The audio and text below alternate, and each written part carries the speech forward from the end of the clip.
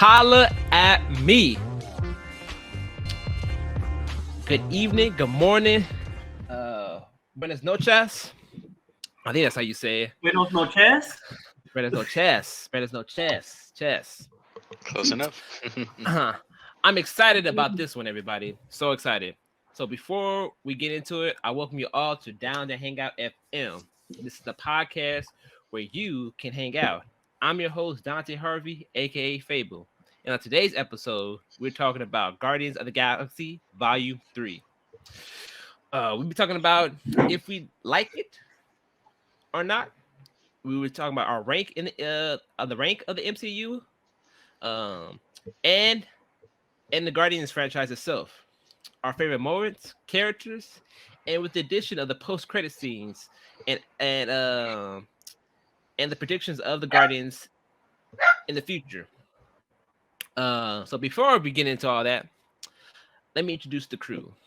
So our newest crew member, the light-skinned man in the bottom is Michael J. Money Jaws. Michael, what's up, man? What up? How you doing? How's everybody day? For sure. By the way, where'd you see Guardians at? You saw Guardians at South Bay? Nah, I moved to Ontario. Oh, okay, I'm up in the inland. So yeah, I saw it. I saw that shit in 4DX, bro. 4DX, damn, you got money. Ain't 4DX like $30? It was 26. Oh, damn. I was $3 off. Nah, but that shit was actually cool. Like, spoiler alert, not on the movie, but if you go see like the new Fast and the Furious in 4DX, the trailer had me like jumping out of my seat. So that's a spoiler. So if you go see that movie and with that, just be prepared for being jumped out of your seat just based on the trailer. Okay, for sure. All right, and then we have Red. Red, what's up with you, man? How you doing? Not much, man. Not much. I saw this movie on Friday. I went in the afternoon, so it was a little cheaper for me. $11 because them tickets are getting kind of expensive. For sure, yeah. I saw mine's at the Cinemark on Crenshaw. Dang, I've been to Crenshaw forever. What you say? At Crenshaw Mall or whatever mall it's called now. Yeah, at the Crenshaw Mall or whatever mall it's called now. Yeah, the tickets were $13 versus because I was right. My job is there's a theater right down the street, and it was like $17 or $18 a go. I was like, no, I'm just cool. I'm just gonna see it at Crenshaw.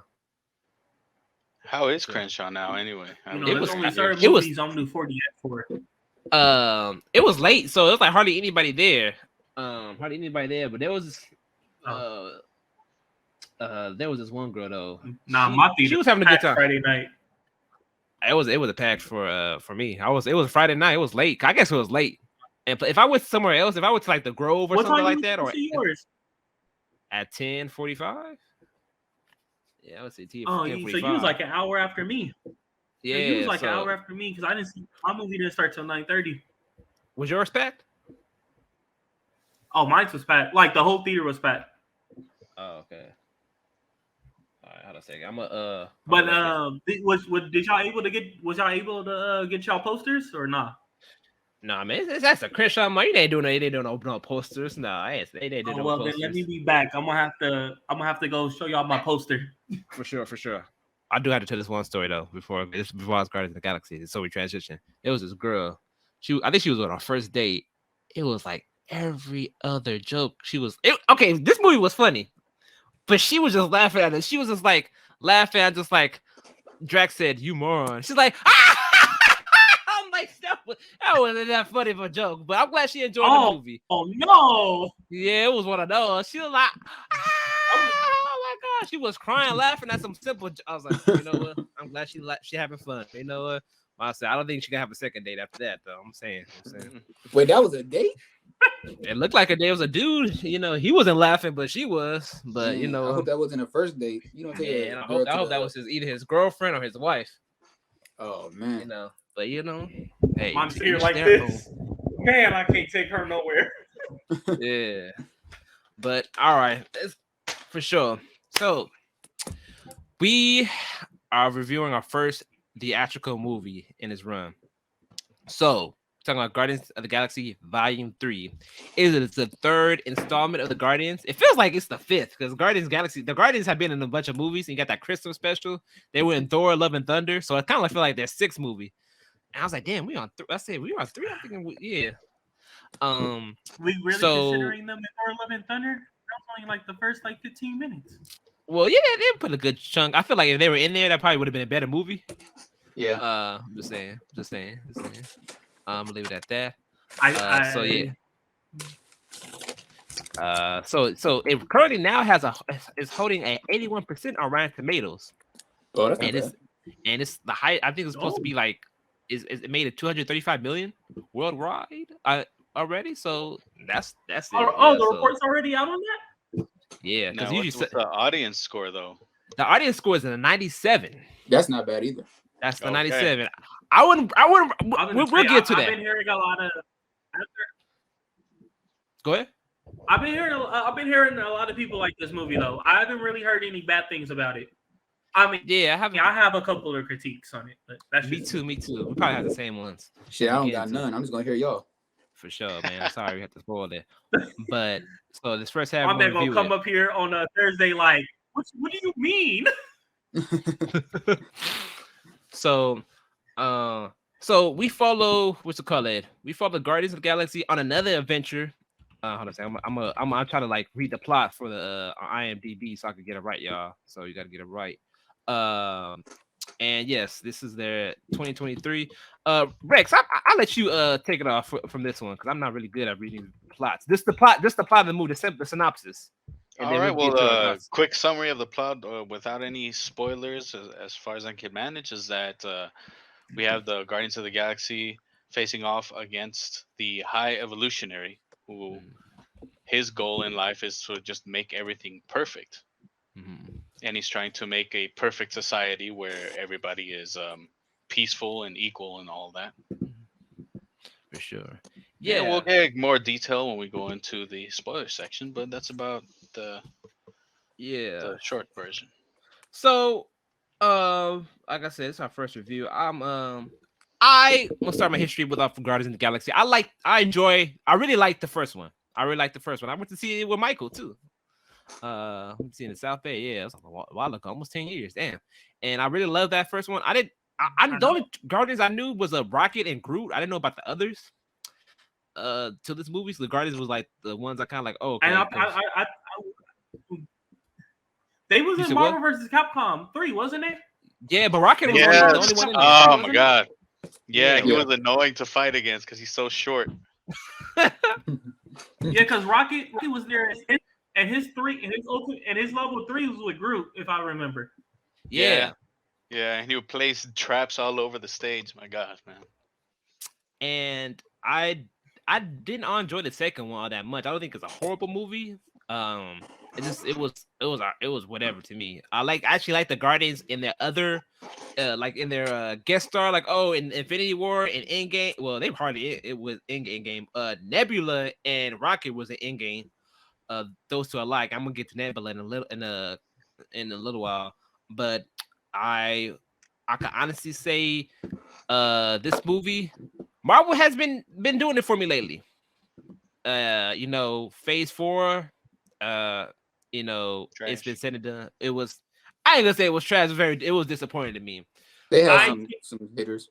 I can't call Phase 4 trash, but I feel like Phase 4 was a lot of world building again. I feel like it was world building, but it wasn't world building like Phase 1 though. Yeah, it was like world building that led to nothing. I feel like with No Way Home, y'all agree. Because I feel like. I feel like no. You got off on me. You said No Way Home. What? No Way Home to me is the best. Oh, you got cut off. So I was saying. What I was saying was No Way Home is the best Phase 4 movie. Right now, it was the best Phase 4 movie, and Shang-Chi was cool. I liked it until the third act, and then we like I said, we're not reviewing Phase 4, but Wakanda was cool, and everybody was hoping that Ant-Man would break. Like, okay, Ant-Man, bring us hope, because we got Kang the Conqueror. We had Jonathan Majors. I don't know what happened with that, Yeah, whoo, boy, he better get another variant to hide or something. But and then so now we got Guardians of the Galaxy. So I was actually like, to be honest with you, I was like, oh man, Marvel been disappointing me lately. You know, I was always excited to see a Marvel movie, but this one, I was when I watched the movie, and I have to say, you guys, I enjoyed it. I enjoyed it a lot. I can't say I love it, but I was enjoying this a lot. I felt like I was watching. I was like, oh yes, this is what I've been missing, Marvel. And I was like, yes. I said I am enjoying this. Yes. Do I have some critiques on it? Of course, yes. But I really enjoyed this movie and felt like I was back in phase 3. Phase 3, yeah, in the earlier phases. I was like, oh man, I'm enjoying it. I had a smile on my face. There was jokes that made me laugh. And I can honestly say the High Evolutionary was a really good villain. He's been I think he was been the best villain since Green Goblin. Yeah, he was really well acted too. Props yeah, to, very well props to acted whoever too. the actor was. And I just have to say, this movie, I get the spoiler part, and I hate raccoons, and once you see this movie, you'll know why.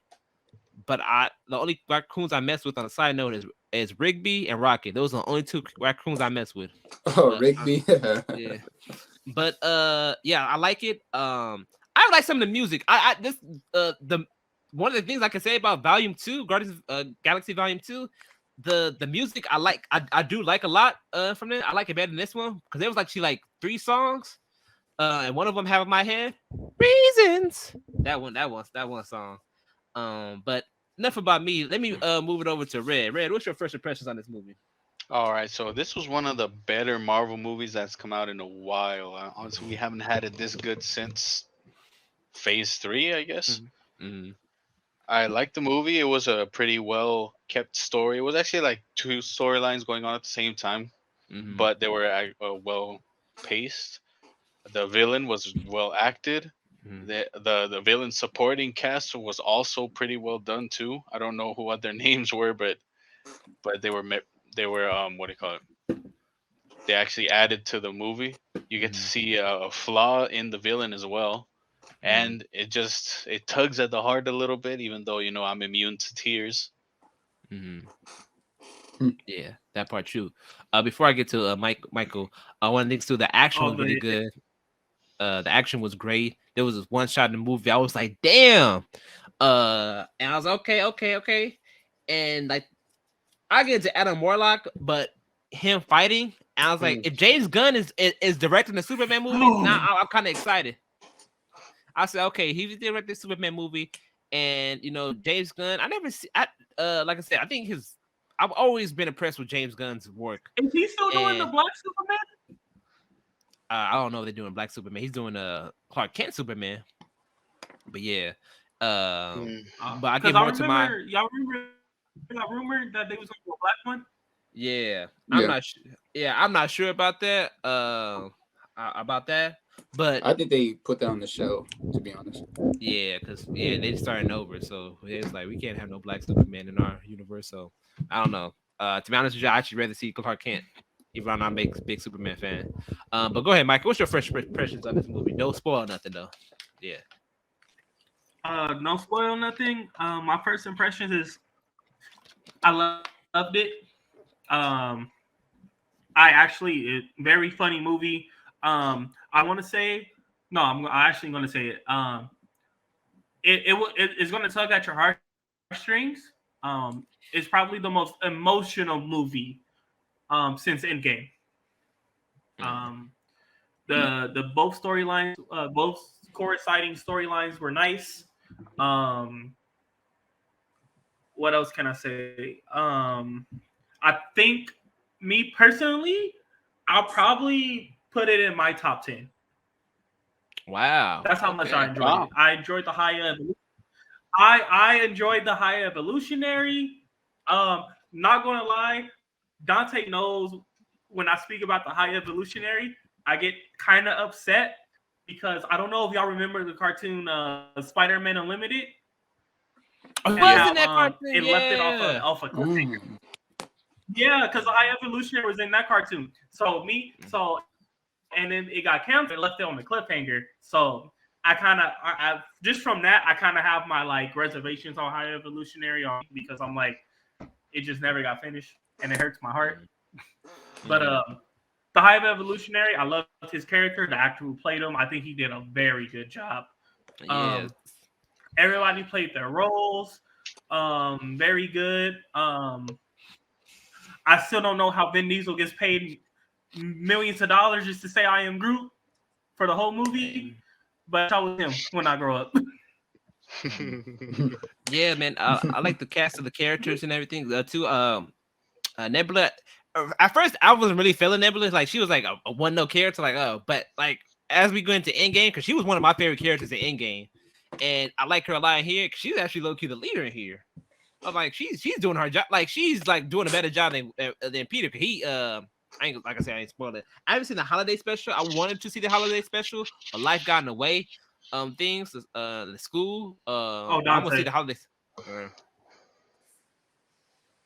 Holiday special is fucking hilarious. I keep hearing that. I keep hearing the holiday special is really good. It is. Red, have you seen the holiday special? I have not seen the holiday special. I don't have Disney Plus.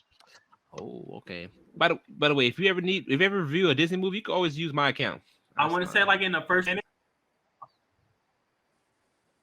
Yeah, in the first 10 minutes of the holiday special though, they do like this new Christmas song. They do this Christmas song of like the characters like explaining the aliens trying to explain what Christmas is. Had me in tears, bro.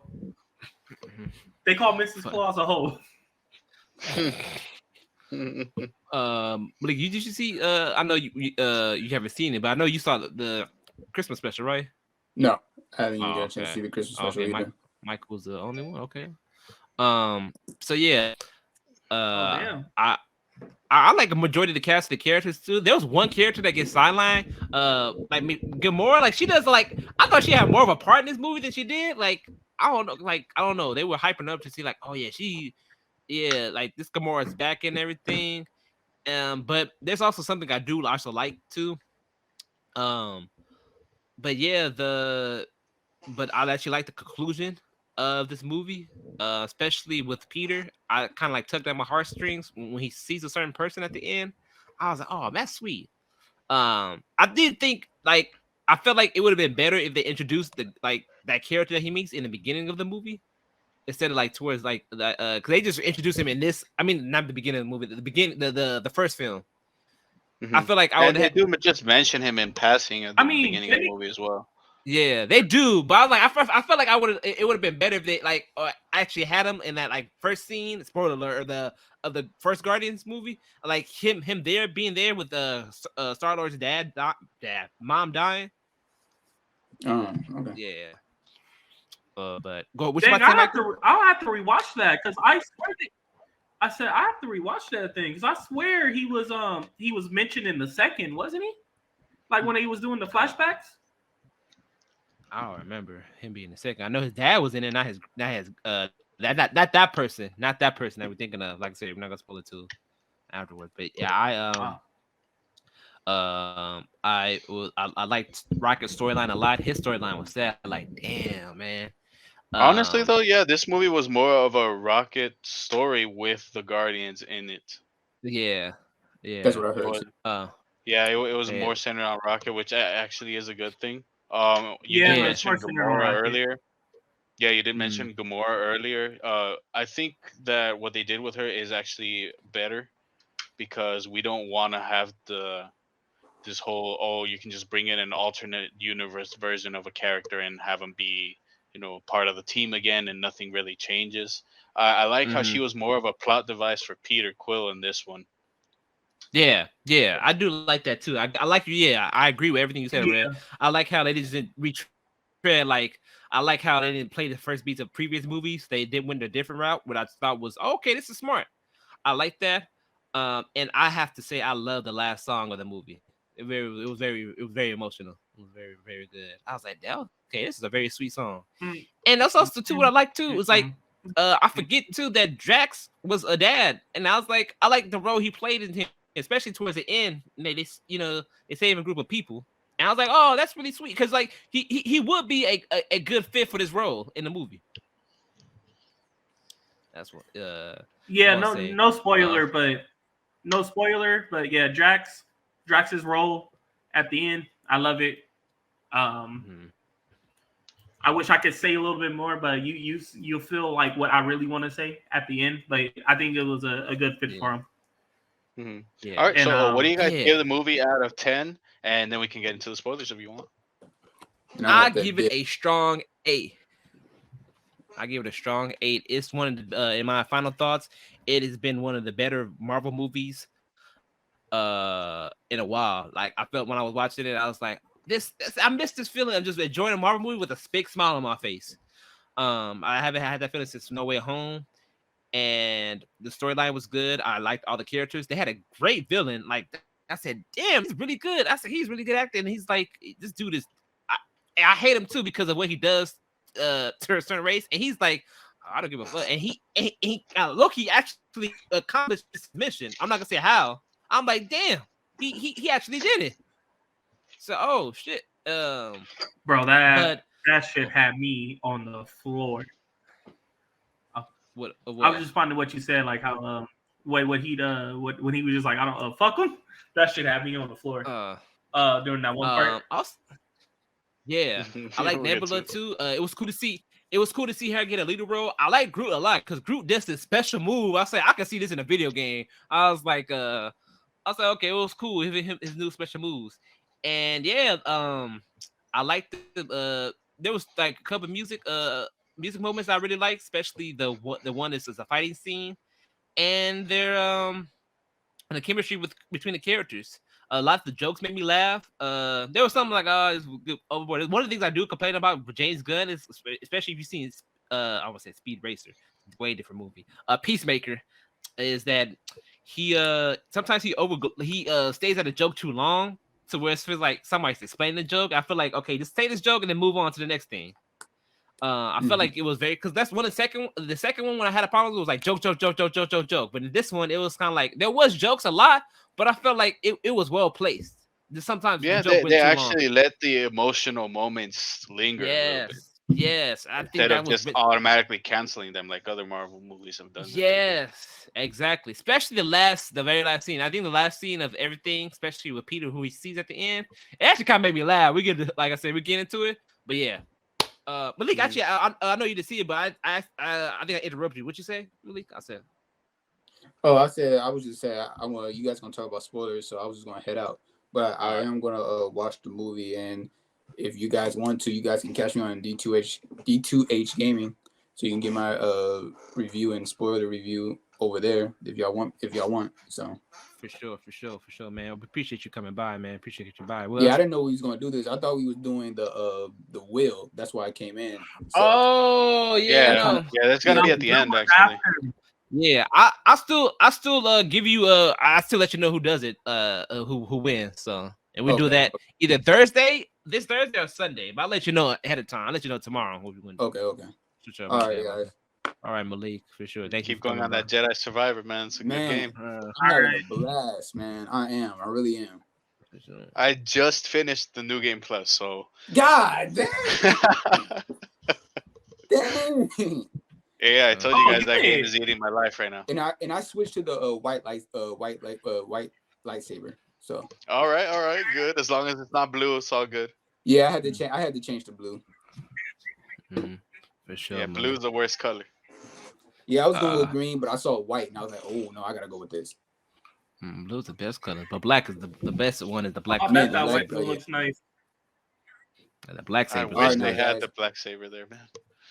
Okay, all right, enough about that. I'll get to that some other time. All right, for sure. Peace. All right, three of us. All right, you guys want to get into the spoilers?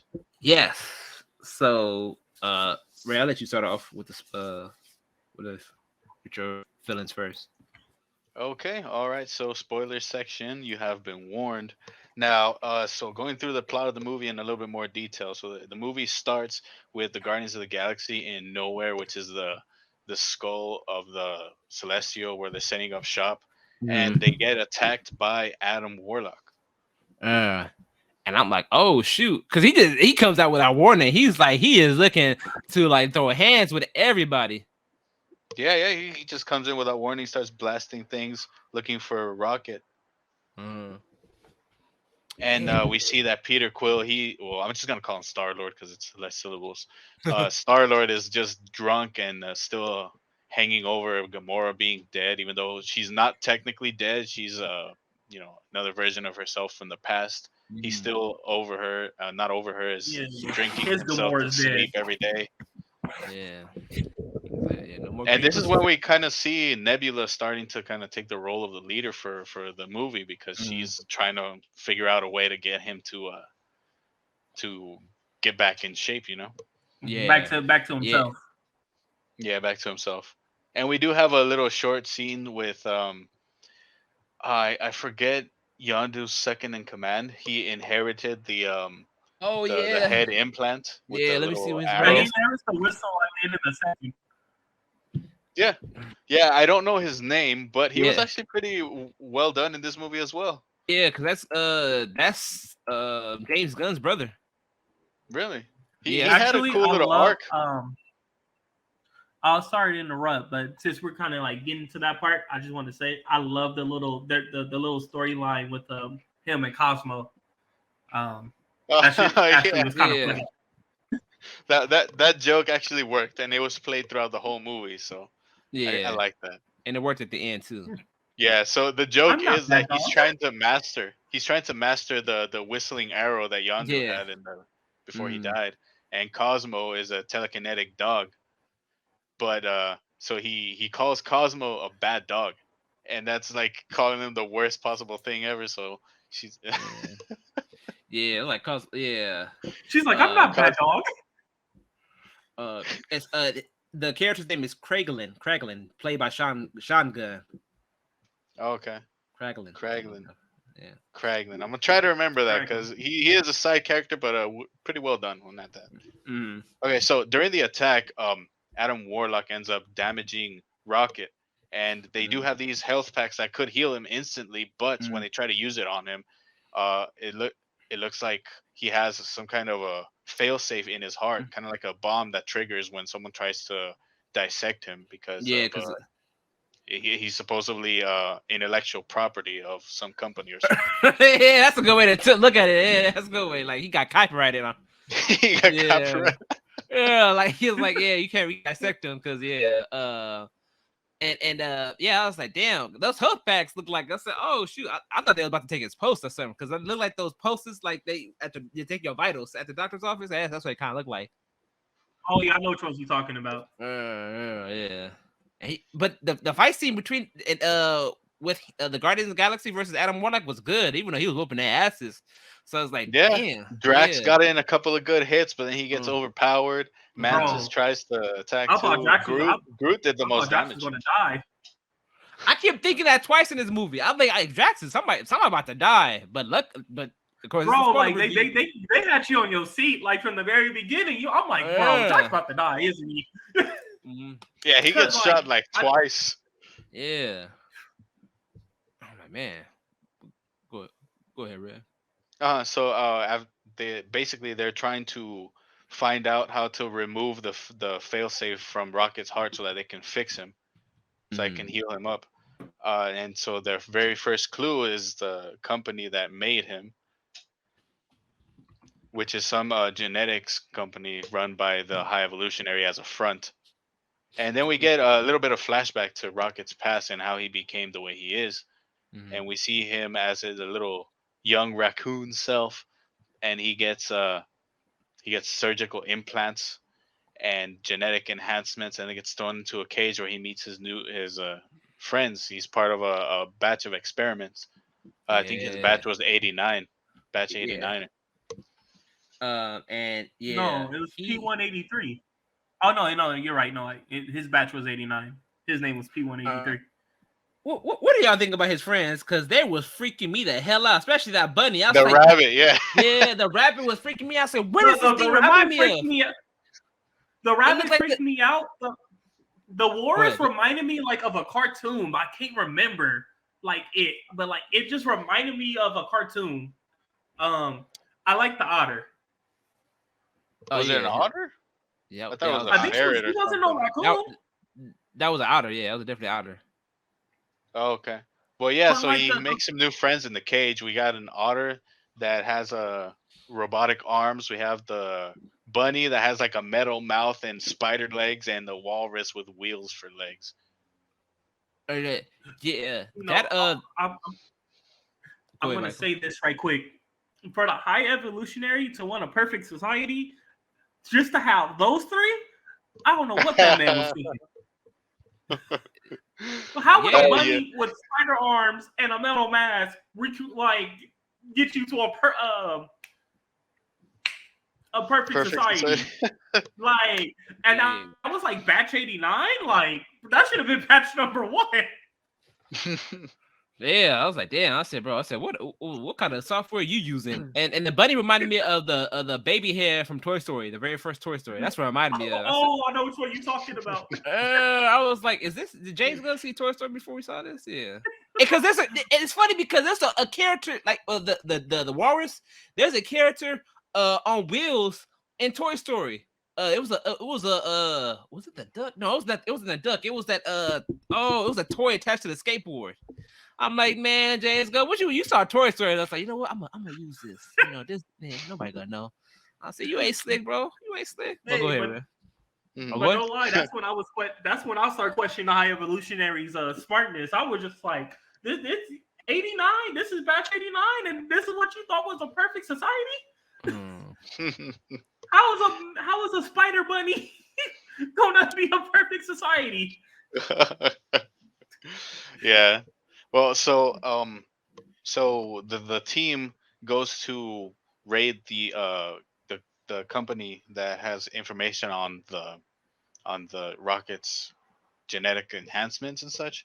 I think it's called Oregon Scope or something like that. But it's basically this gigantic space station made out of organic matter. It looks like a gigantic eye and a heart put together. Yeah, which was Tiny. cool.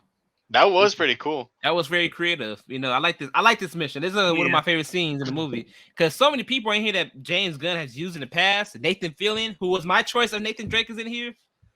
So many people. Who else was in here? My wife was in here. My new wife. Her name is. Oh shoot, she was in the Suicide Squad. She was called the Rat Catcher. I don't even know my wife's name. Oh, Rat Catcher too. What's her name? You mean the Rat Queen? The Rat Catcher in the Suicide Squad. I thought she was called the Rat Queen. She was a girl. She was a girl that trying to threaten. Controls the rats, right? Yeah, that's the one that she's in here. She's the one that was like that Peter was trying to like not seduce, but get his charm up.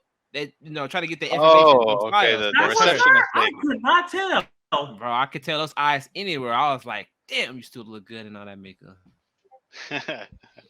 Yeah. So Gamora and the others. So it turns out that Nebula contacted Gamora to both help them in the mission and help Peter get Star-Lord get over her by joining them on this mission to steal some information from that place. And they invade the outpost, whatever it's called. And there are some funny scenes like where they're barely breaking in and they have to pretend that they're like a cleanup crew. Which was funny, yeah. When they first get in, that scene was hilarious. Because the security guard has a guy that he just doesn't like because he's incompetent, and Drax is kind of like a lovable idiot as well. So they both look at each other like, yeah, I have one of those too. Yeah, that was funny with the Nathan Fillion. That's the security guard. He was talking about something. He said, "Yeah, you heard of that?" He's like, "Yeah, I got that too." And he was like, "Really?" Because I just made that up right now. Have you guys ever done that with somebody? You like know damn what they ain't talking about, and then you was like, you caught them in a lie. Y'all ever did that before? Probably once or twice. Nah, I haven't. That's funny. Go I see somebody. That should be hilarious. Yes. So yeah, they're trying to steal information about rockets, rockets and genetic enhancements, but they accidentally throw the spacesuits out the garbage chute because they didn't know what it was, and so they have to find another way out to escape. And Peter, this whole time, Star-Lord's trying to kind of get snuggled up to Gamora again, but she keeps refusing him because she keeps saying that, yeah, no, that's not me. That's not that was another version of me, not myself as I am now. I'm different. And we get the scene where he says, where she says, like from the trailer, where she says, yeah, this sounds more like Nebula. Like, this sounds more like her than me. Anything, if anything. Mm-hmm. And you could kind of see. I like what they did in this movie, that they have an implied romance there, but it's not really put made official. Well, But with you Nebula do see it. And and Star Lord, yeah. I don't want to see that. I don't want to see that. I don't know. I think it would work. I never noticed how black your eyes are. Yeah. As soon as I she don't said, know. "I never noticed how black your eyes are." Yeah, my father tortured me. Yeah. Hey, daddy issues. Oh Oh yeah, but they she, both have daddy issues. but Nebula was a character I do not care about this character in those first two movies. But in Infinity War and in Endgame, she started to become my favorite one of my favorite MCU characters because she had that redemption arc. You know, she got that Vegeta and Zuko. You know, villain That turned hero. treatment. Mhm. Yeah. So I was like, okay, I'm liking this. I like how she took care of Tony Stark in Endgame, and I like here like she's trying to like she does care about people. You know, I guess because she got tortured. It's like Thanos not here no more, so I don't have to try to please no one anymore. So Yeah. Yeah, and so on Which their I way think out, go on. I was gonna say, which is why Matt.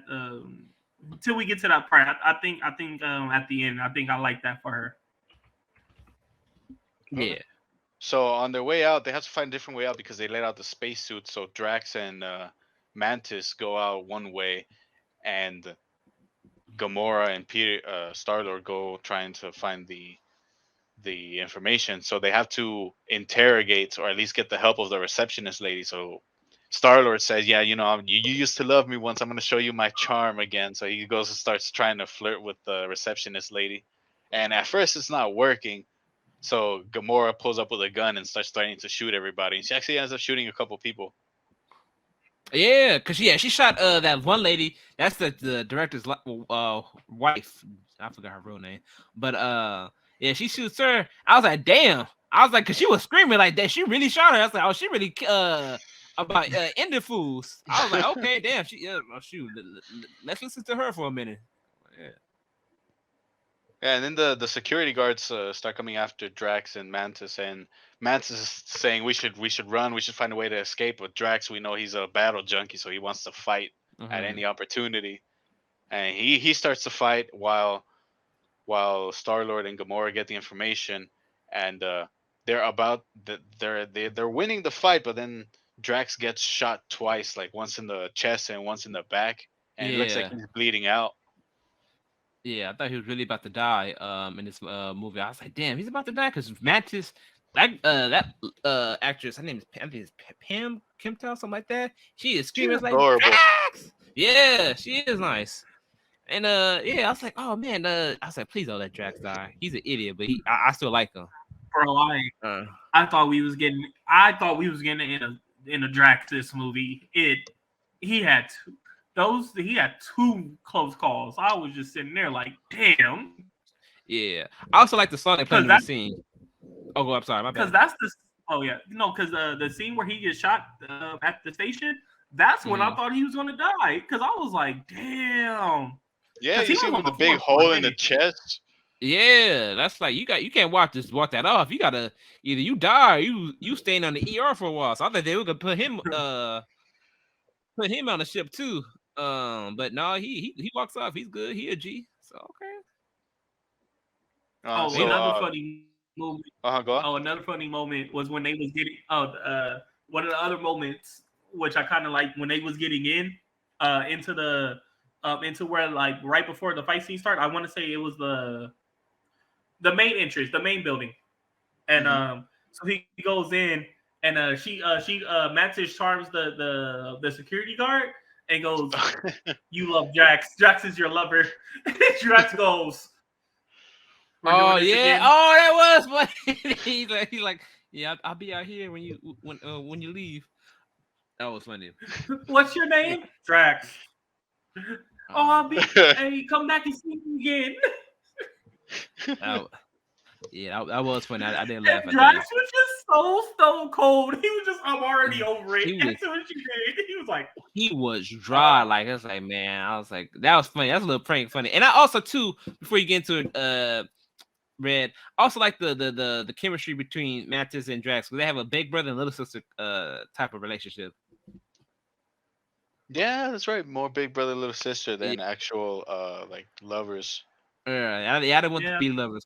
I thought that was gonna be the route in the second one, but it wasn't. You get that feeling from those two better than Star-Lord and Mantis, and they're actually brother and sister. Yeah. Yes. Wait, Star-Lord and Mantis. Oh, okay. Yeah. Oh yeah, that is right. It real. Oh, I forgot about the kid calling them sisters. They mentioned it in the movie again too. Yeah, they are really like they like half brothers. Yeah. Yeah. But I know you didn't watch the Christmas special, but like that was one of the plot points of it too. That's okay. I got okay. What after we get off this podcast, I'm gonna watch the Christmas special because I got time. Bro, you about to text me? You about to be on the floor? All right, so they're making their way out of the facility, and Groot has to drive the ship into the exit pad. Gamora ends up calling the Ravagers for help, but they get intercepted by Adam Warlock's mom. So the thing with Adam Warlock is that once they found out that that Rocket was alive, the High Evolutionary needs to find Rocket to dissect him and take his brain to figure out how it works, because Rocket was actually really smart. It was one of the smartest creations they had. So he sends Adam Warlock and his mom to capture him, and if they don't capture him, he'll end up destroying their whole civilization. Yeah. Yeah, this introduction to Adam Warlock, I was excited at first. Okay, Will Poulter, who I like, who I forget is British too, because he this is our first time seeing him using his British accent. I'm not saying this is his first time; it's me seeing his British accent for the first time. And while he was kicking everybody's ass, I was like, "Oh man, here we go, Marvel, make it. Every character got to be funny." I was like, "Okay, I feel like he could have played it straight out of everybody else." Because honestly though, he was kind of sidelined this whole movie. Like he has one mission and he's kind of an idiot. Yeah. And you forget about him. They even make fun of the fact that he's an idiot. Yeah, the whole movie. Yeah, I mean that's kind of because he was supposed to show up in Infinity War, because he has a big part to play in the comics version of events in Infinity War. But yeah, that's why I guess they was kind of forgot about it. when he was. I was excited after 2 when he was in the pod. I was like, oh, that was one of like my moments. I'm like, oh shit, we're getting Adam Warlock in fucking Infinity War. Let's go. He never showed up, but Adam Warlock is actually one of my critiques. Wait, before you hold that thought, before were you finished, Red? Oh yeah, no, I'm just waiting for you guys to okay. Go ahead, Michael. Yeah, my bad. Yeah, well, Adam Warlock is one of my biggest critiques, because in the comics he's so much of a heavy hitter, and for his introduction just to be downplayed was one of my critiques. I'm not saying, I have a feeling with by what we know at the end of the movie, they're going to build him up to probably what he should be. I hope but so. It's just the fact that this introduction of him, it literally left it's like my biggest critique in the movie. And I don't like how they played on that he's an idiot.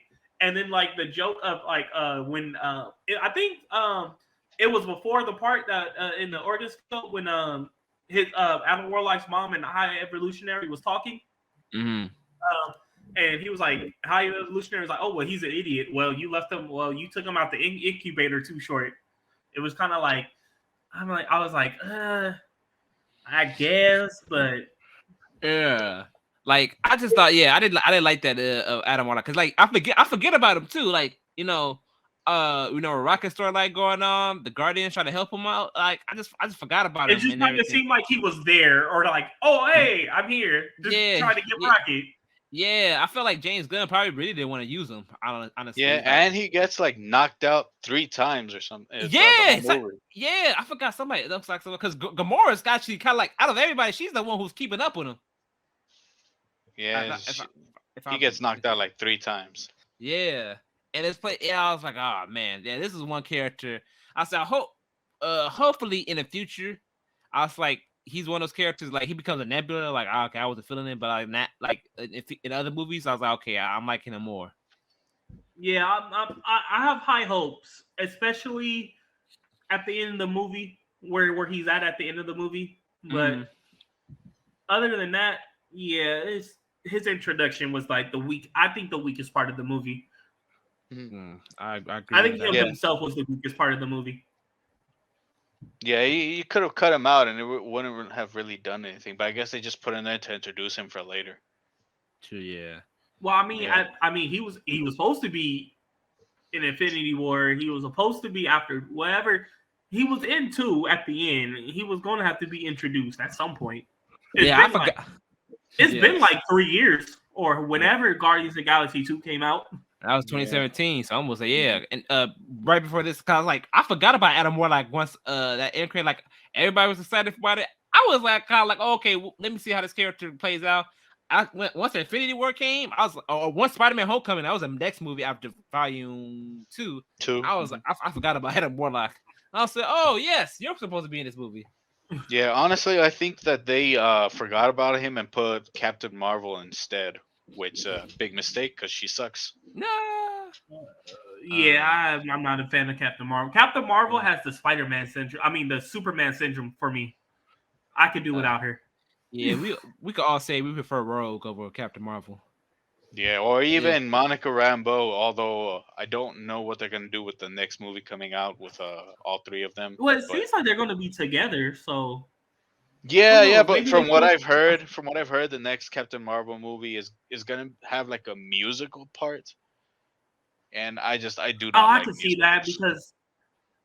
that because of Kamala Khan. That's the only reason I could see that. Oh, you don't like Kamala Khan? No, actually, Miss Marvel, I didn't think I was gonna like her show. I actually liked her show. Okay, so I like the show, but I liked her. If that makes sense. I was like, when I'm excited for her, Miss Marvel and Monica Rambeau, but Captain Marvel herself said, you know what, I can have these 2, but you stay on the bench. Ooh, shit, my bad. Yeah, like I don't know, like because even in the comic books, Captain Marvel, I don't really feel. So, yeah, they don't know what to do with her. They keep rebooting her every couple months or so. I think it's like the 5th time she's been rebooted. You know what? It redeemed her for me. Civil War 2. Yeah, that was a. But let's continue on to the plot. Okay, yeah. Back to the story. So, while they're escaping the Oregon scope, Rocket is laying down on the hospital bed in the ship, and we do get another flashback of to see what happens with his newly found friends. So they're choosing each other's names, and they each decide their names. Rocket chooses his name Rocket because he wants to build flying machines and take them out to fly in the sky. Since the first thing he saw out the window was like some kind of airplane. The Walrus chooses the name Teeth because he has the biggest teeth of the group. Yes, the rabbit chooses Floor because she's sleeping on the floor. Yeah, that was funny. Her name should have been Teeth. His name should have been Wheels, but I guess I don't know. The rabbit was adorable because she was kind of not. I don't want to say stupid, but kind of naive. And the otter, what was her name? Layla. I think you're right. I think Lila. I think you're right, Lila. She was lying on the floor too. I think you're right, Lila. Yeah, so she chose the name Lila. And then the High Evolutionary brings Rocket because he finds that his brain is actually picking things up really fast. And he shows him a machine that the High Evolutionary created that's supposed to bring any creature you put into it and after you put them into the machine, it passes them through what was it, 1,000,000 years of evolution in like a couple seconds. So he puts a turtle in there, and the turtle comes up. It looks like Nigga made a dried up Ninja Turtle. he made a dried up Ninja Turtle. Yeah, He made a mini Ninja Turtle. I was looking at that. I was like, man, he made a busted down Ninja Turtle. Yeah, I was like, wow. And then he had Nigga, I was like, Donatello. I got in the theaters. I was like, Donnie. Bro, you know what? Running real quick side note. Remember that Michael Bay was trying to make he was gonna have the turtles be aliens. Really? Remember that back in the this is when we were at high school and people were upset to it. They had to change the plot and it made concept art what they look like. That's what it looked like. Yeah. Was it? It was a movie with what the fuck her name is Megan Fox. Yeah, it wasn't that movie, right? It was supposed to be that movie. Yeah, it was. They originally supposed to be aliens. That fans was upset and they changed it. Yeah, I don't know why directors have this like obsession with trying to change the origins and stuff. I'm gonna be honest with y'all. I when I saw that, I was like, oh, I don't mind that. I'd be cool to see. I kept quiet. I didn't want to get jumped on. Really, I just think like. Oh yeah, I would have everybody jump your ass. I agree with you, man. All you have to do is just basically put it from page to screen, and you'll print money. Mm-hmm. Bro, I'm not even gonna lie. I feel like we're coming to an age where we like, unless it's like super, like it's like unlike not known, like a Moon Knight or something. We don't need origin stories no more. I 100% agree. I'm so tired. I never liked origin stories to begin with. Even I like the first Spider-Man movie, but I just don't like. Me as a writer too, I don't like explaining my character's backstory all that much. Like, I get it for the general audience to do it, but like I feel like if you know your A tiers, your Supermans, your Spider-Mans, your Wonder Womans, your Batmans, Flashes, you don't need it because you already gonna know whoever's gonna watch it, they're gonna know the origin story. I agree. Yeah. I feel like your origin story things will need to be for your C tier heroes that you're introducing, right? Who we don't know who the fuck's about. Like if they ever did how Marvel is Sony's doing like all the Spider-Man villains. Mm-hmm. If they ever did one for like Batman and they want to do like origin stories, you could do one for the Condiment King. I think that shit would be hilarious. Yeah.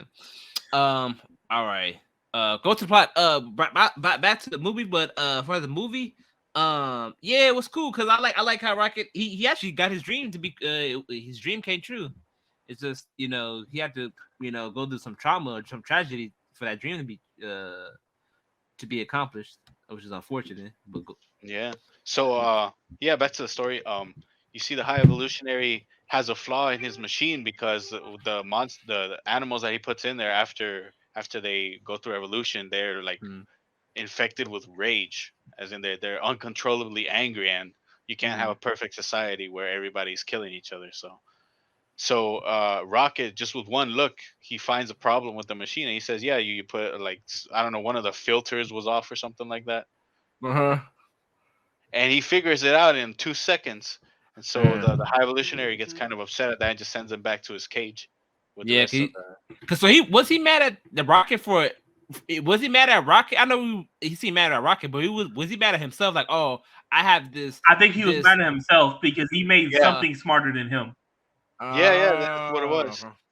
Okay. I mean, how can you be perfect if your creation is better than you, right? Right. Exactly. So yeah. Yeah.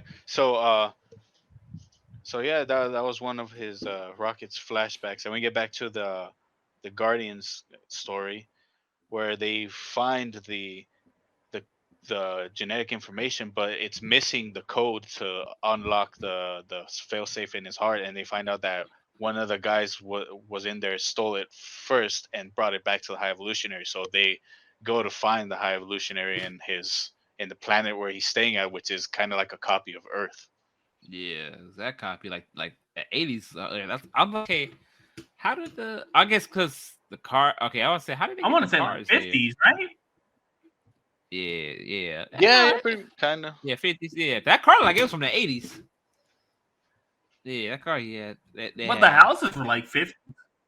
Yeah, I guess that's like if this is like the 50s. I said I guess this society is a little more advanced than ours because like they're segregated. So I was like, okay, hey, yeah, they got raccoons and I mean they got baboons and rhinoceros chilling together. I said, oh, hey, yeah. So basically, it's a giant. It's a copy of Earth, except all of its inhabitants are like yeah, humanoid animals. yeah, yeah.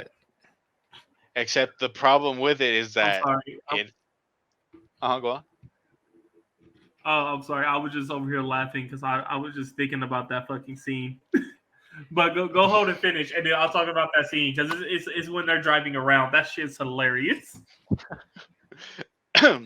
Okay, so they land on the planet, and everybody thinks that they're aliens because they look like humans and not like animals. And nobody understands what the Guardians are saying. So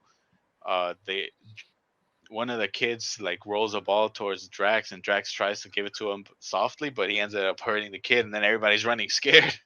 Yeah, yeah, that was They throwing start rocks. throwing rocks. Yeah, I was like, damn, that okay, because I can see the rocks not hurting what you call it, Drax, but one rock hit like Star-Lord, and I was like, that was a big ass rock. It said you should be knocked out. And they tell the I know you're about to get to this part. They and then the Groot special move, yeah, I saw he hit his final smash. Yeah, Groot. So they call it going kaiju mode. Groot like grows really big like a monster. Starts like, scaring people. Yeah, I was like, oh, I like that. Okay, for a Groot, like, is this? What's your favorite Groot? Like, there's like 4 different versions. We got Baby Groot, we got a Daddy Groot, and then we have Teenage Groot, and we got Jock Groot. That's what I call this one. Teenage. Well, I like this Groot from this movie actually. This Groot. Okay. Cause yeah, Teenage Groot didn't really do nothing. Yeah, Teenage Groot complained the whole time playing his video games and such. I am Groot. And then Baby Groot was cool. Like, I am Groot.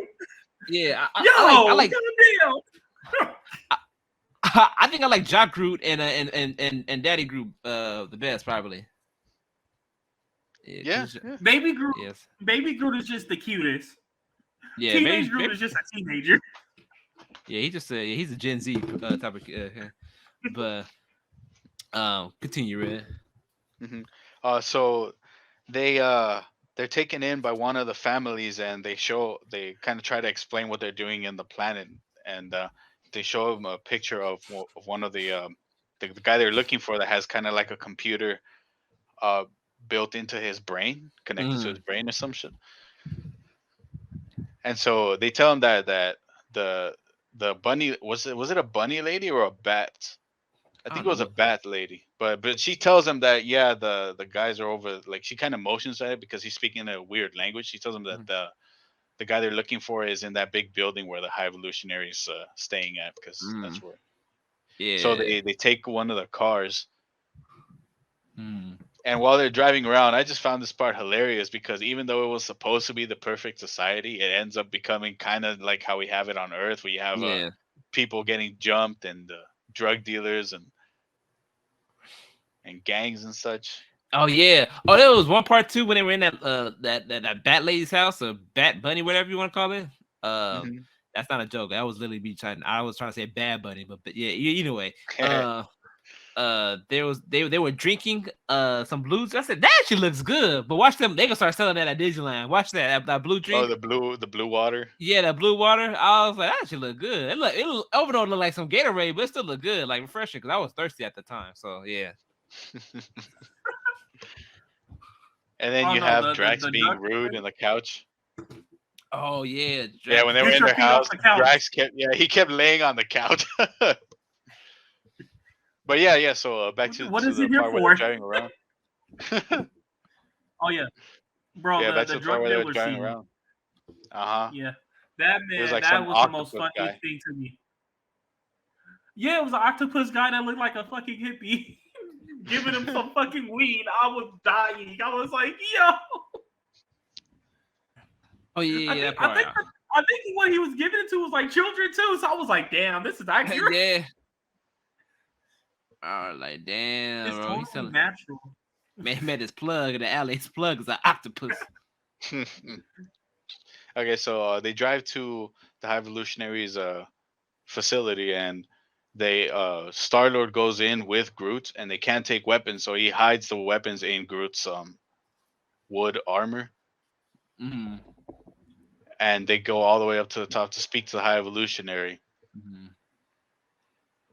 to try and get the code for Rocket's Trying to... Oh heart yeah. implant. And Mm-hmm. Oh no, then no, we go keep get going. yeah, no, then we get another kind of flashback scene as to why the High Evolutionary wants Rocket so much, and it's because throughout the whole time, the whole time he's been creating societies, Rocket was the only one that was able to think of something new, to invent something. Mm-hmm. All the other ones have just basically the only thing they can do is go through their downloaded memory. So he wants to take Rocket's brain and give that to these perfect little kids that he created, like white haired kids. Yeah. Oh, so he created those kids. So it's like, where did he get these kids from? Yeah, he created those kids. He wants to basically they're the template for like a perfect human.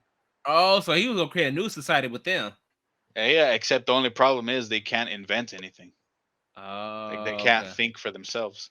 Okay. I was like, damn, where you can see these kids from? But yeah, we seeing those animals and stuff like that, especially towards the end. I was like, ooh, I said Peter's gonna have a field day with him. I'm Oh like, yeah, they damn, would have.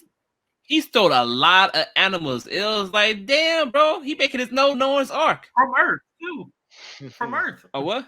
From Earth. He's like, yeah, I it's said like, from damn. Earth.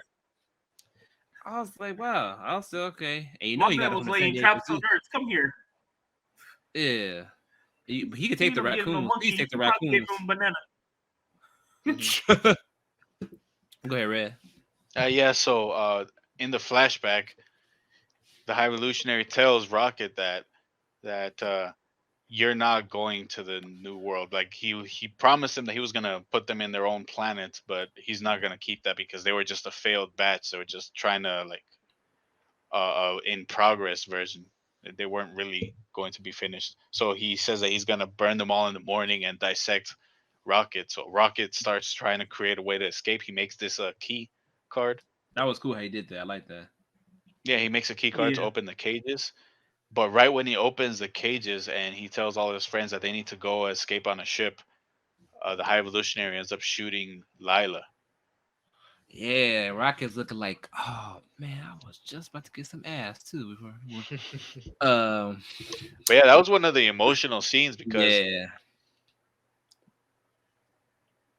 yeah, he Oh, just shoots her out of nowhere, and like that was one of his very Just first and only friends, just boom, gone instantly. And then he starts taunting him like, yeah, I figured you would do something like this. Stop crying already. It's over. Yeah, keep crying. Stop being a little bitch. yeah, I was sad about this because it was like, oh man, like I said, because I thought you thought all four of them were gonna go with him. They were all gonna go eventually go their separate ways. Mhm. I was a bit saddened by this. I was like, oh man, because he's messed up. And then go ahead. I think you'll go to a very important scene.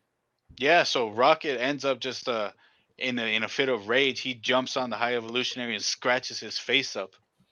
Fucks him up. Excuse my language, if you want.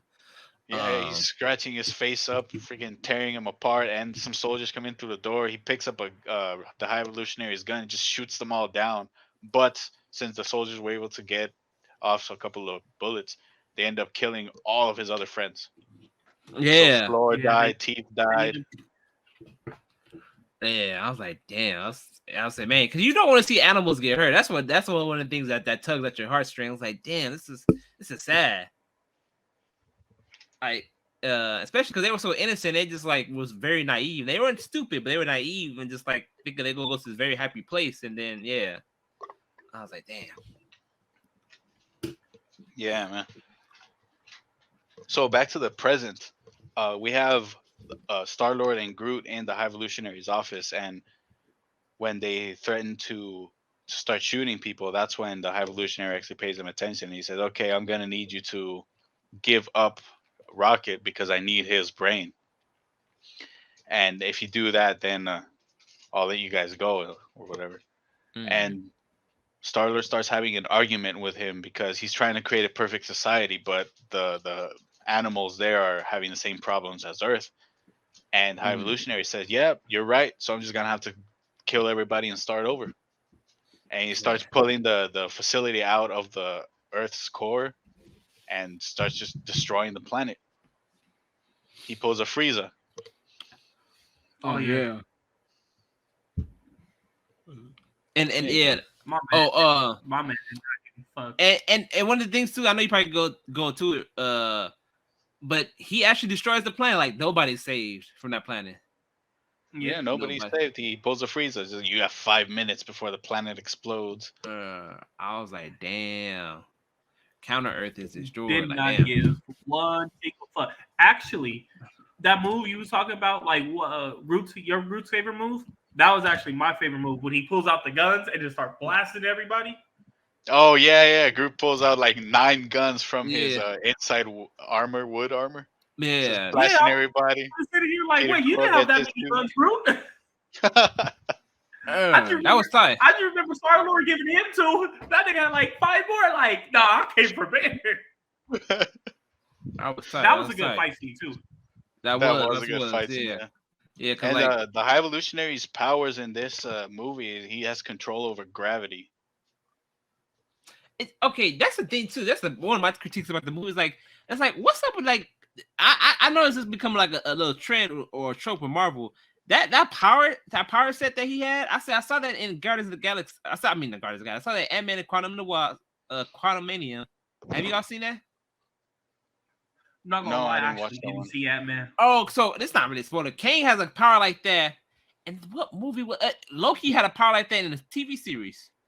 And I was like, why is that always like that? Do all like the bad guy? Well, Loki was a bad guy. Like, do all bad guys that have levitation powers like that? It's like, all right, we're in a universe where everybody has lots of powers. Like, let's use some other set of powers. I don't know. That was a little bit thing with mine. But other than that, like, High Evolutionary was a great villain. Yeah, he was a great villain, and he's kind of obsessed with Rocket. He's willing to sacrifice everything to get him back because he's so close to his goal of like the perfect humans. Okay, so Star-Lord and Groot jump out of the ship with the guy that has the computer implant with the code for Rocket's heart. They jump out of the ship and they land in the water, and then they call Gamora and the rest to bring the ship to them and pick them up. But at the same time, Nebula, Mantis, and Drax are trying to break into the High Evolutionary ship to try and save Star-Lord. And their communicators aren't working right now. And this is when Adam Warlock shows up again to try and steal Rocket because he needs the credit, otherwise his civilization will be destroyed. And he gets knocked out again. Yeah, man, he got knocked out. I said, man, that man just saw his mom die too. Yeah, he gets knocked out again. His mom's ship gets blown up. Yeah, and I was like, oh shoot, cause I saw it in the 4X, so it was like when that happened, it was like, damn. For some reason, my seat got hot too. For some reason, I don't know why when I seen it happen. And then Yeah, we're nearing the end of the movie now, so we have Rocket and everybody gets into so Gamora is able to figure out how to pilot the Guardians of the Galaxy ship, and the Drax, Nebula, and Mantis break into the High Evolutionary ship, but they get captured and put into this pit with some tentacle monsters, and they make a deal to bring Rocket in exchange for the rest of the team. And so they fly into the High Evolutionary ship, and he sends all the failed experiments after them, which are just a bunch of like animals that are deformed with gun implants and such. And this is where we get another cool fight scene. Yes, you get that hallway shot. That hallway classic, shot, yes. That classic Marvel hallway shot from like, this was money, because they used to do that with the Netflix ones. And that was really good. They play No Sleep Till Brooklyn, which I heard a bunch of times, but it fit well with this scene. Cause like they all team together. Gamora's like, man, I want to go home, and then they just go. and it's like, okay, this is badass. I said, all right. Yeah, that was cool. I Nigga, like Nebula had a scene yeah, where she gets oh, her bro. head knocked out of place. Yeah. Gets her head knocked out of place, her arms broken, and even while her head's broken, she uses it to look behind her and then fixes her arms up and starts shooting. Yeah, that was cool. That was cool. That was cool. Bro, I always forget Nebula can do that, bro. I always forget Nebula can do that because that shit always freaks me out. Yeah, and that girl who plays her, Karen Gillian, she I said, oh, that's the girl who played Nebula. I first saw her, I said, oh, that's the girl who plays Nebula. I said, oh, interesting. What you saying, Michael? Oh no, I was just saying, like, I always forget that Nebula can do like little contortionist things. So every time she does it, it freaks me out. Oh yeah. But I forget that too. Oh, but I think we're getting up to the part where High Evolutionary drops one of the coldest lines in Marvels. Oh, that line was so cold. What did he say? I forgot. Is it when he's in the room with the rest of his team in the piloting chair or something?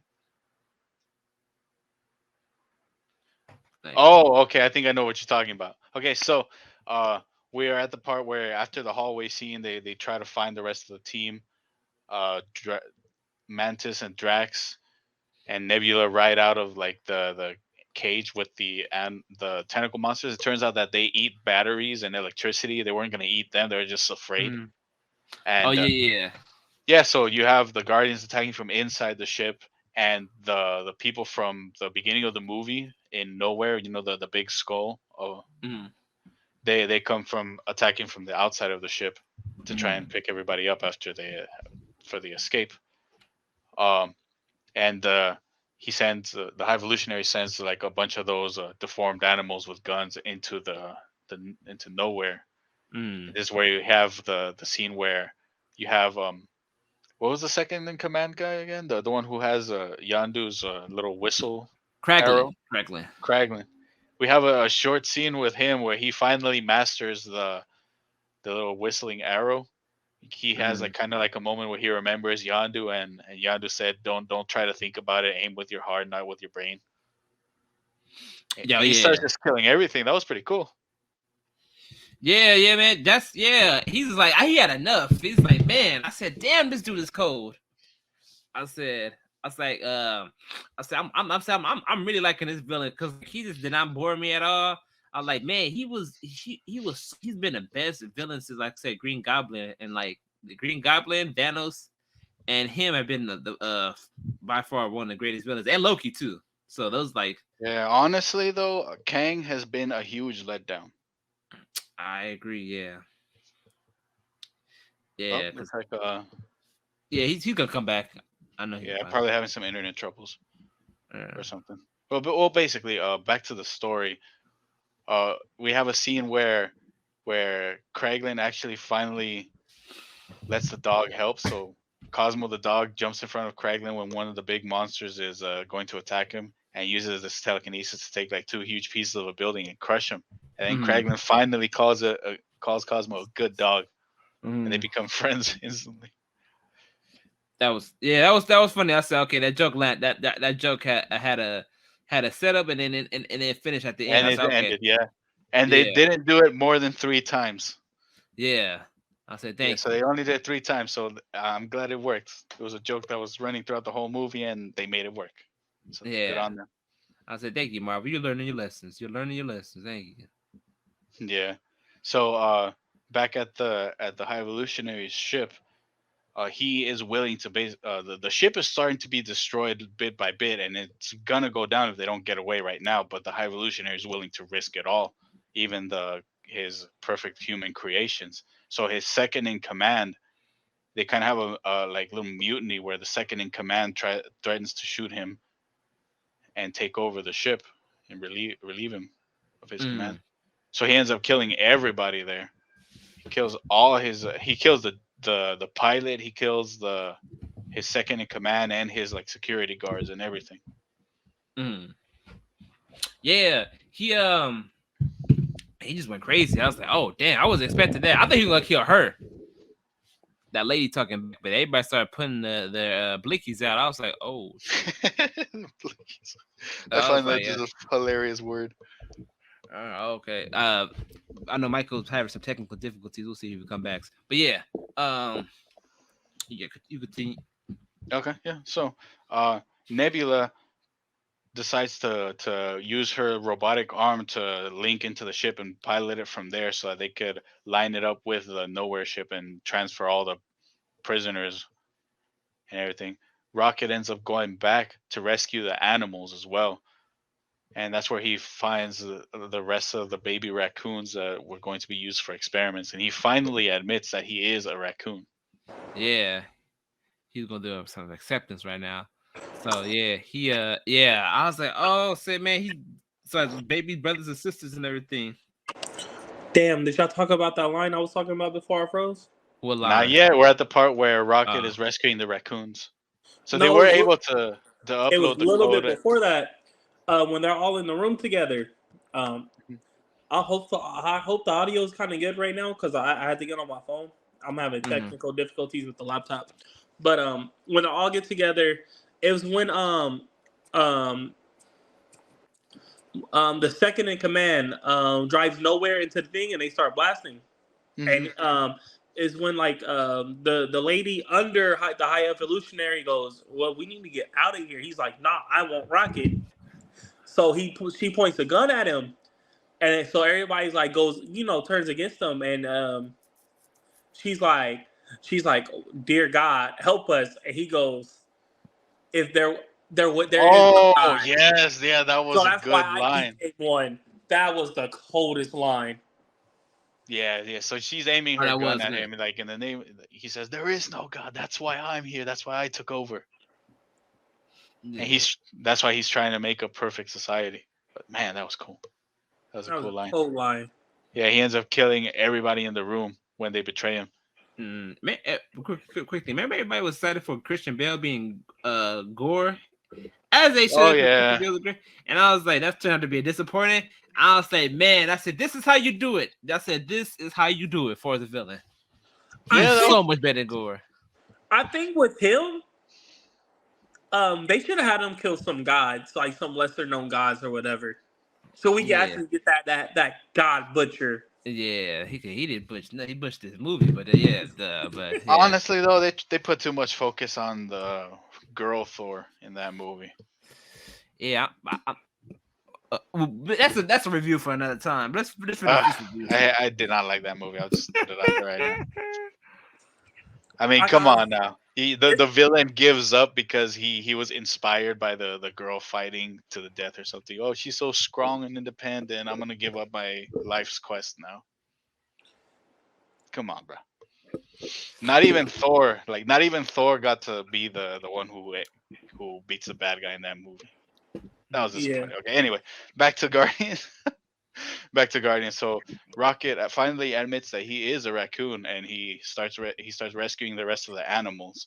And the High Evolutionary comes in and starts using his gravity powers to throw him all over the place, talking about how you're like he's like you're I created you. You're nothing. You're a useless piece of garbage. All I need is your brain. That's the only thing that makes you useful. Everything other than that is a mistake. Yeah. And Oh, go ahead. You know, I have nothing to say. Yeah. oh yeah, no, and then Rocket, he uses these gravity boots that he invented at the beginning of the movie to kind of fight back against his powers because Mhm. since the High Evolutionary's powers are based on gravity in this one, Yeah. and they Oh, they really that's when the rest of the team shows up and they all beat the crap out of Bro had no chance. Had that good old 7v1. him. And really, uh, once they all got together, he didn't really do any damage. No, he did it. That's what I no. said. He had that good Yeah. old ass whooping. That's 7v1. Yeah. That one thing I can say. Adam Warlock did more damage to them than the High Evolutionary. Yeah, that's true. Yeah. Yeah, so then Gamora, like they're all tossing him around one by one. Drax throws him to Nebula. Nebula throws him to Gamora. Gamora throws him to Peter. Peter shoots him a little bit, and Gamora ends up stabbing him in the chest. and she sees that like the little skin is peeling from his head, so she starts peeling it off, and that's when we see that the reason why the High Evolutionary is so obsessed with Rocket, besides him being like the only creation that's able to invent something, is because Rocket really messed up his face. Yeah, man. Not messed up. Rocket took his face. Yeah, it took Yeah, his face. He scratched up his face so bad that he had to wear like a grafted skin mask. My man yeah, became the Red Skull. yeah. I was thinking the same thing. I said that man was wearing a filter the whole time. How did you know? Yeah, his nose was gone. Half his lip was gone. Bro, Red Skull didn't die. He just became the High Evolutionary. That's what I was thinking too. I was like, man, I said it's like Red Skull more than Red Skull. Like, y'all, because I don't like that makeup job in the first Avenger. Like, he doesn't look like a skull. It looks like makeup. Yeah, like Yeah, so the High Evolutionary, I believe he's dead, but we don't we see the There- body, but there's we don't see him dead. yeah, there's like no super confirmation. Yeah. no So crime. we don't exactly know, but everybody's able to get away. They take all the children and the animals into nowhere, and they start rebuilding the city. And at the end of the movie, we have the group deciding what's going to happen now, and um, Star Lord says goodbye to Gamora, and that kind of closes his arc too, because he finally admits that the Gamora he loved was a different one, and this one is a completely different person, and he finally comes to terms with that. Yeah. And so he decides to go back home and visit his grandfather, which is the only family he has left on Earth. And Yeah. Mantis decides to leave as well to. Ugh, I hate this line, but she decides to go find herself. And yeah, I did quote marks. So you can't see that, but I did quote marks. She wants to find herself. I was like, man, I mean, but I get it though. Her reasoning made sense to me. yeah. Sure. I just hate that line Okay, because I've heard it so many times. so I laughed when Peter went to go see his uh Oh, technical difficulties again. mm, And he's No, back. I got Hey, the what's up? laptop working, so I was just switching up. it's cool. Oh, okay. Cool. I thought Malik had joined back. But what happened? What made me laugh was, and when Peter went to his grandfather's place. First, I said he lives in a nice house, a nice suburban area. I liked it. I like that neighborhood. Two, I laughed out loud when he saw that black lady. He's like, oh shit, I got the wrong house. Like he can't live here. I did think that was funny. Yeah, but see, he has a kind of heartwarming reunion with his grandpa. Yeah. I don't know who that actor. That actor looks so familiar. On who plays this? I'm looking that up right now. Like, who's that actor? Yeah, he does. Yeah. I don't know. Yeah, so Well, Drax decides actually, to I'm take care talking of the about kids. that. Go on. Everybody's off. You said what? Oh no, I was gonna say that because I thought we was gonna skip past that. Drax goes, and takes care of the starts taking care of the kids. What like was other than him dying, I feel like that was the perfect way to close his arc. Because when he first comes in the Guardians, the first one, he just has lost his daughter to Thanos or whatever, and now it's like he has. I don't want to say his kid, but you gotta get what I'm saying. He's a dad again. So I kind of like how he ended off. I liked how Nebula ended off. Becoming the leader of nowhere because she was showing those leadership qualities throughout the movie. So without Peter there, I think it was good that she became in charge of nowhere. And yeah, on top basically of that, she becomes. Rocket. Now Rocket is now the leader of the Guardians of the Galaxy. Yeah, Which I so thought yeah, was a that's good how touch. the movie ends. Each one has their own little position. So Drax becomes the dad of all those perfect kids. Yeah. Mantis goes to find herself. Nebula becomes the leader of the kind of like a mayor, you would say, the mayor of nowhere. That's a good way of looking at it. Yeah, I didn't think of it like that. Yeah. And Gamora goes off with the Ravagers again, and Nebula, Rocket becomes the new leader of the Guardians of the Galaxy, and he has his new crew. Yes. So before we get to the new crew part, the post credit scene, because that's the first. Yeah, that's the one. first post credit scene. But before we get into it, I did like that ending of that of the Guardians of dancing, where everybody dancing, and I was like, oh, this is a really nice, sweet song to play, and at the end, they start dancing and everything. I really like that part, and then Pete and his dad his grandpa is really happy to see him, hugs him.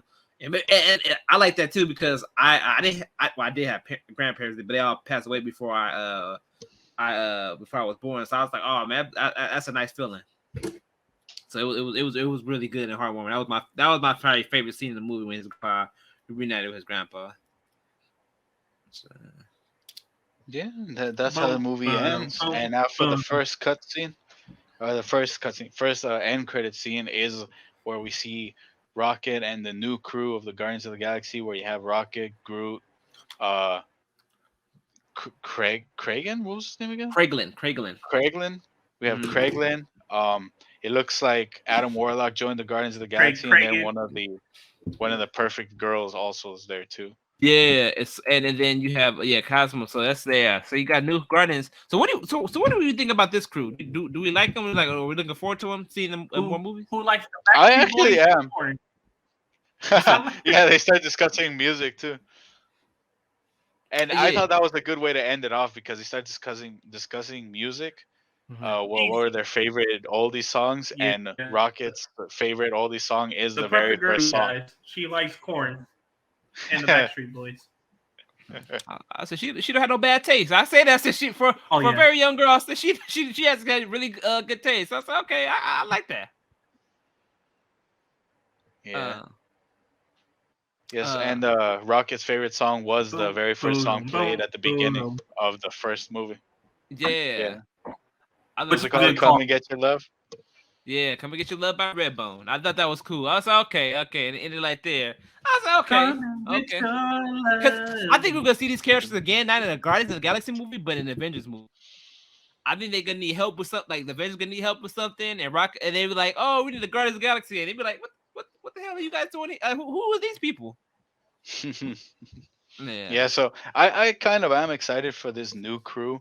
I like Kraglin, and I want to see what they do with Adam Warlock, even though I am a little cautiously optimistic about that. And the second credit scene, honestly, was not that good. Yeah, it's just Cosmo the crew? Yeah, Cosmo was part of the crew. Yeah, and then that little thing that Adam Warlock had, his pet, the little ugly Tasmanian devil they had. Yeah, the little alien dog type thing. Yeah, I was like, what is this creature like? A creature from Animal Crossing? So I don't know what. But you don't like Cosmo? I don't know. No, I was talking about Cosmo. I liked everybody, the new crew. I just hope they develop Adam Warlock. I said, okay, I hope he's not a dumb idiot in the first one. I hope he's just not another Drax. No, I think that's my hope. My hope is they develop Adam Warlock, and maybe that's why he's part of this team. Yeah. So, but the second one, that's why I'm like, he was the weakest part of this movie, but he has a lot of potential. Yeah, he has a lot of potential, and I feel like we're gonna like him better than Captain Marvel. I'll just say that. Definitely, I already like him better than Captain Marvel. Man, yeah, you could. Man, I do too. I hope Captain Marvel, and people who listening, we don't hate Captain Marvel because she's a woman. We just don't like the character. Yeah, because like I said, I prefer Rogue any day. I never liked Captain Marvel to begin with. Yeah, I was never a big fan. Yeah, I was never a big fan of Captain Marvel. Marvel to begin with. Yeah. On like my hated superhero tier list is literally Superman and then maybe Captain Marvel. I never liked her character, and in Superman, I just don't like him in general. Anytime he gets his ass beat, it's good news for me. Yeah, the second one is just like Star-Lord. The second post credit scene is Star-Lord talking to his dad, his grandpa. I keep saying his dad, and just like I did think that was a funny joke though at the end. Like, don't you think the kids in the neighborhood could be like weirded out? Like, I'm a deadbeat, like this 45-year-old man looking for my grandpa. Yeah, I feel like because it's like, okay, he said the legendary Star-Lord will return. I said, oh, okay. Yeah, and that's how the movie ends. Yeah. That's a post-credit scene. So overall, I think this was a good movie. I would put it up there I think with. we're going back to anymore. What you say? Yeah. Oh, I think he's having technical difficulties. I said I don't think we're gonna see Drax anymore. Yeah, because Dave Bautista said he's done. Zoe Saldana said Can y'all hear recently me? this week she's like, "Yeah, we can hear you." Zoe Saldana said she's Okay. like, she's that this was our last Guardian of the Galaxy movie. So okay, Nebula. I think Well, everybody. I We mean, definitely gonna see Mantis. Yeah, Yeah, I Mantis think we're gonna see probably, Mantis. Rocket I don't for think we're gonna sure. see Drax. I just think Sorry, buddy. the whole Guardians. Right. The first.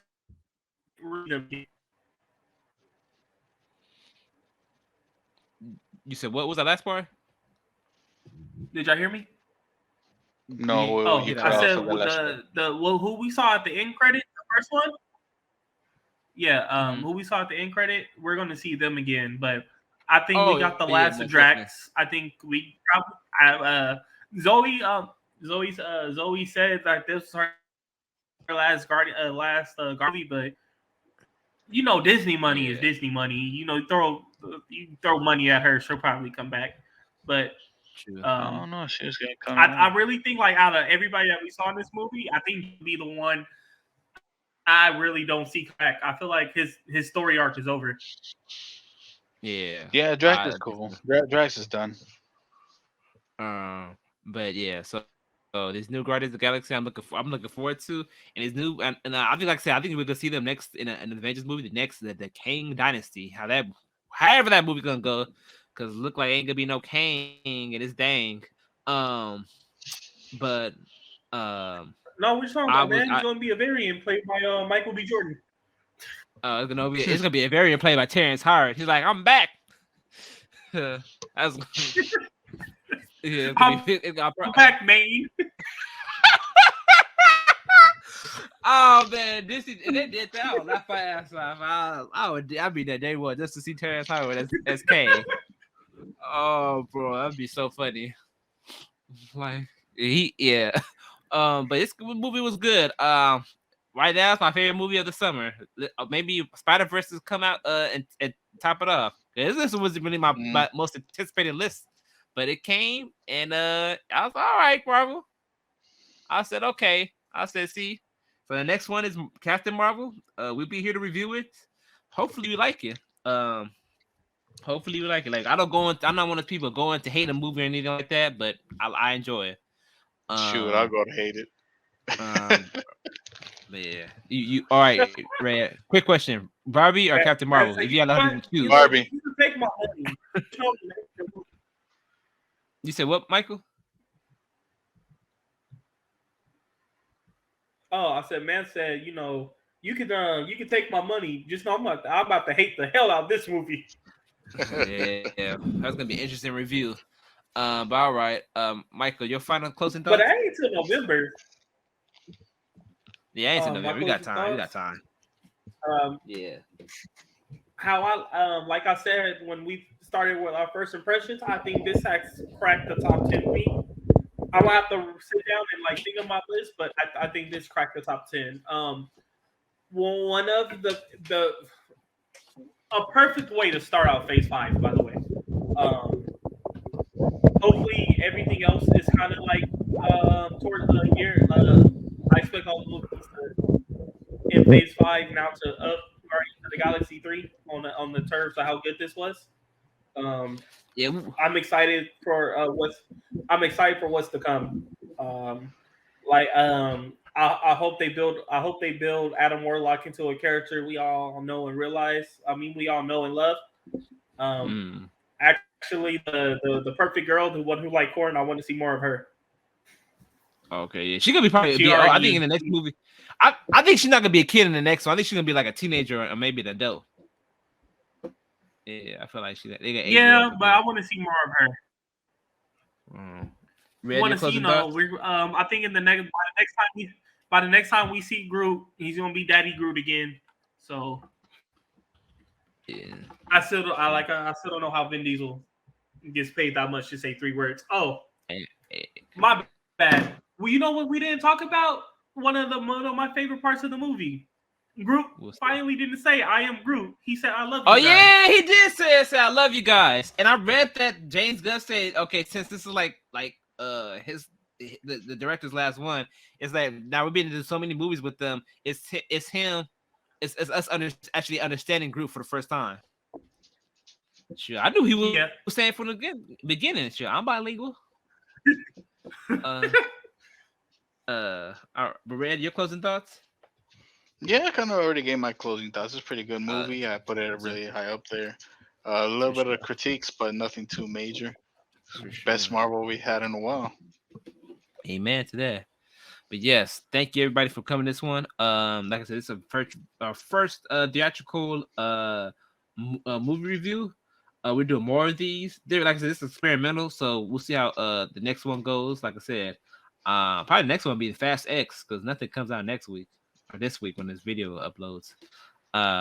Yeah, but hey, thank you everyone. By the way, you could follow us, the Public Podcast, on TikTok, Instagram, and Twitter at Down and Hangout FM, and we're also on Facebook at Down and Hangout FM. You can also like and subscribe to us at on YouTube at Down to Hangout FM, and then and don't forget the for the link you can follow us on also on the Spotify, Pandora, anywhere that's podcasts are available. And you can follow me at the Tales of Fable at both Instagram and Twitter. Ray, where can people find you at? All right. You might catch me on this show, D2H FM, occasionally on D2H Gaming. Link tree in the description. Don't be afraid to leave a comment. Tell us what you want to see with the show. And yeah, thanks for tuning in, you guys. I'll catch you on the next one. Yes, and don't forget to you can email us any comments, critiques, suggestions on or what should we talk about at Down to Hangout FM at gmail.com. So yes, Michael, where can people find you at? Y'all can go ahead and find me on Instagram. It's Greatness Lives On. My Twitter is one and only _MJ. That's where y'all can find me at. If y'all find me, y'all can DM me, say hi, whatever. For sure. All right. For sure. Nice seeing y'all. Nice talking to y'all again. So, for sure, everyone. You all have a nice one. Stay, remember, hugs, not drugs, and stay frosty.